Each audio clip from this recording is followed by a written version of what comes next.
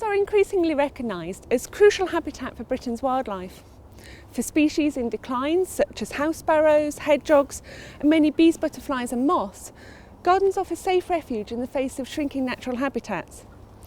So at this time of year, with winter on our doorstep, our help can make a real difference in the survival of garden wildlife, and it's well worth sparing them a thought. Of course, one of the most obvious things we can do is put out food for the birds. This needs to be high-calorie, fatty foods, such as fat balls, suet blocks, or even grated cheese and bacon rinds. If you do start putting out food, try to do it regularly, otherwise birds will waste vital energy visiting your garden for little reward.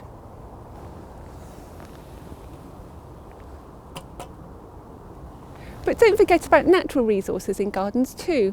Plants such as pyracantha, cotoneaster, hawthorn and holly are great for filling gaps in the borders. Water is just as important for both drinking and bathing, so you can either put out shallow bowls, keeping them topped up and ice-free, or if you've got a pond, make sure that when it ices over that you melt a hole in the ice. You can either do this with a pan of hot water sat on the surface, or if you've got a stove kettle, that will do just as well. And that's not all we can do. Not everything need be cut back in the autumn tidy up. Why not leave some seed heads on herbaceous plants such as Rudbeckia, Echinacea and Sedum? And another good reason to delay cutting back perennials is that the hollow stems make excellent overwintering spots for invertebrates such as spiders and ladybirds. It's amazing what can constitute a home for the different types of wildlife.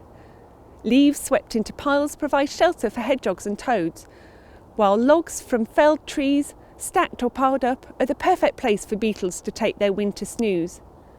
Deadwood is also important as it decays, becoming vital habitat for 20% of our woodland fauna, including the wonderful stag beetle.